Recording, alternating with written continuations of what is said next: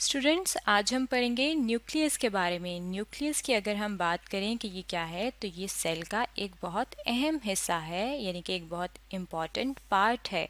और सेल जो है, अगर हम इसकी बात करें कि क्या है, तो ये लिविंग ऑर्गेनिज्म का बुनियादी यूनिट है, यानी कि जितने भी जानदार हैं वो सेल से मिलके बने होते हैं। यहाँ पे आप अगर हम डायग्राम की तरफ देखें तो हमें ये क्या चीज़ नज़र आ रही है, ये सेल हैं। अब ये वाला जो सेल है पूरा जो गोल सा है, ये क्या है, ये एनिमल सेल है, यानी कि जितने भी जानवर हैं जो कि जानदार हैं, क्योंकि वो सांस लेते हैं, चलते हैं, वो किससे मिलके बने होते हैं, सेल से मिलके बने होते हैं। इसी तरीके से अगर हम पौधों की बात करें तो पौधे भी सेल से मिलके बने हैं।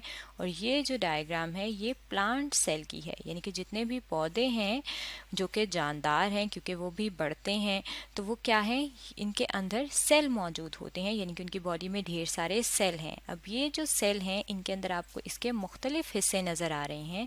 और इनके जो मुख्तलिफ हिस्से हैं उनमें से न्यूक्लियस जो है, अगर हम उसकी बात करें तो एनिमल सेल में ये जो आपको नज़र आ रहा है पिंक कलर का, गुलाबी रंग का, ये क्या है, ये न्यूक्लियस है। और ये कहाँ पे मौजूद है, आप देख सकते हैं बिल्कुल दरमियान में मौजूद है, सेंटर में मौजूद है। इसी तरीके से जो प्लांट का सेल है, अगर हम उसकी बात करें तो उसमें भी न्यूक्लियस नज़र आ रहा है। और ये वाला जो हिस्सा है, ये जो आपको पार्ट नज़र आ रहा है, ये न्यूक्लियस है।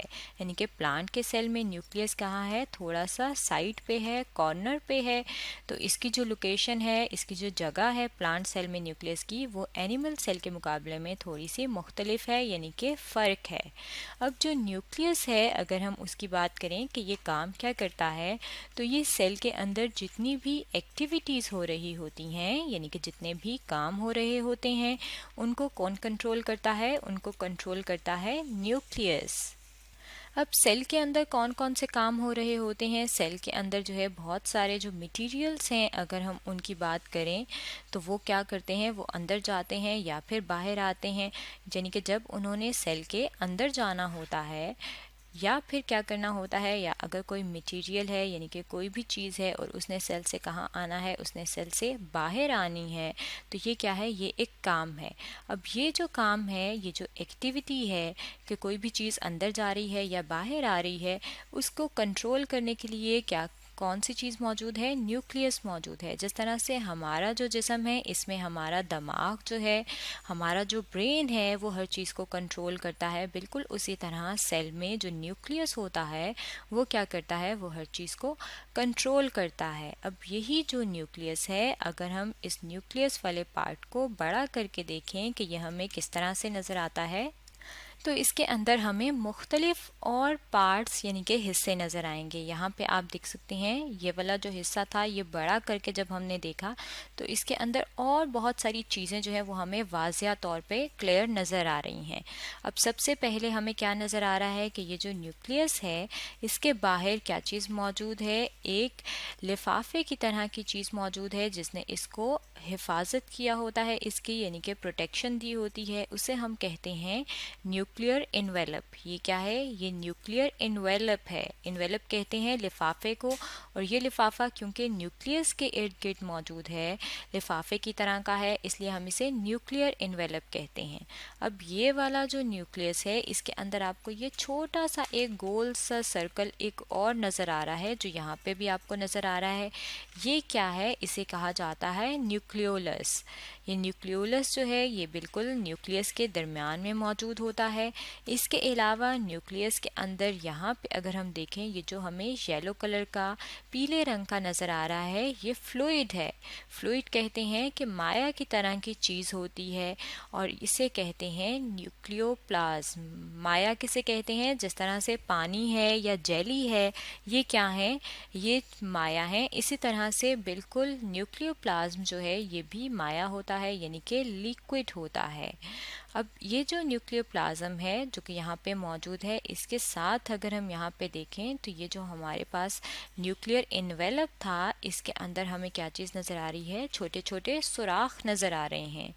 और ये जो सुराख हैं उन्हें हम क्या कहते हैं, उन्हें हम कहते हैं न्यूक्लियर पोर्स। पोर्स कहते हैं सुराख को, और क्योंकि ये न्यूक्लियस के अंदर हैं इसलिए हम इन्हें कहेंगे न्यूक्लियर पोर्स। और ये जो न्यूक्लियस है और अंदर यहाँ पे क्या चीज़ मौजूद होती है, क्रोमेटिन मौजूद होता है। क्रोमेटिन किसको कहते हैं, क्रोमेटिन कहते हैं हेरिडिटी मटेरियल को, यानी कि जो विरासती मादा है वो यहाँ पे मौजूद होता है। इसका मतलब है कि सेल के अंदर जो विरासती मादा है अगर हम उसकी जगह बताएं कि कहाँ है, तो वो न्यूक्लियस में होता है। और न्यूक्लियस के अंदर कहाँ पे होता है, न्यूक्लियोलस के अंदर होता है।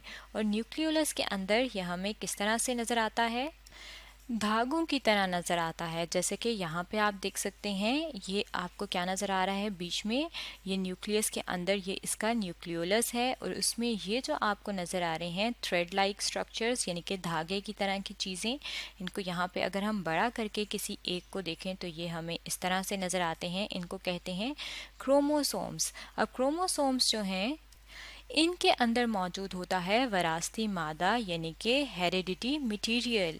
और हेरिडिटी मटेरियल जब इनके अंदर मौजूद होता है तो हम कहते हैं कि क्रोमोसोम्स जो हैं वो क्या करते हैं, वो जो कैरेक्टर्स पास होते हैं किससे, पेरेंट से ऑफस्प्रिंग में, यानी कि वालदैन से, जो उनके बच्चों में जो भी उन जैसी चीज़ें, उन जैसी खसूसियात जाती हैं वो किस वजह से जाती हैं, क्योंकि उनके अंदर हेरिडिटी मटेरियल यानी कि विरासती मादा मौजूद होता है जो कि क्रोमोसोम्स में होता है। अब ये जो क्रोमोसोम्स हैं अगर हम इनको थोड़ा सा खोल के देखें तो वो हमें इस तरह से ये हमें नज़र आते हैं।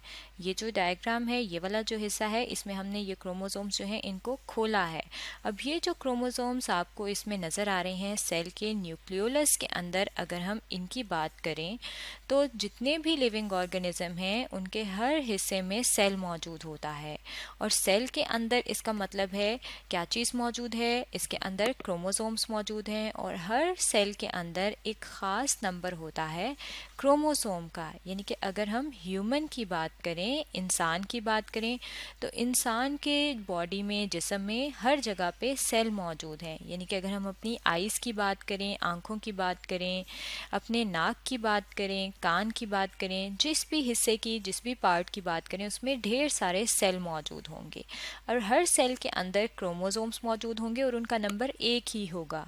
एक ही होगा का मतलब क्या है कि आँख के सेल में भी उतने ही क्रोमोसोम होंगे और नाक के जो सेल होंगे उसमें भी उतने ही क्रोमोसोम होंगे। और वो कितने हैं, 46 हैं। यानी कि इस तरह से जो ह्यूमन का सेल होता है उसके अगर हम न्यूक्लियोलस में देखें तो हमें 46 क्रोमोसोम नज़र आते हैं।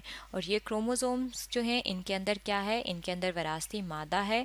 और ये किस में मौजूद है, न्यूक्लियोलस में। और न्यूक्लियोलस जो है वो किस चीज़ के अंदर मौजूद होता है, न्यूक्लियस में। तो न्यूक्लियस जो है ये क्या है, ये सेल का एक पार्ट है जो कि सारी एक्टिविटीज़ को कंट्रोल करता है, जिसके बारे में आज हमने पढ़ा है।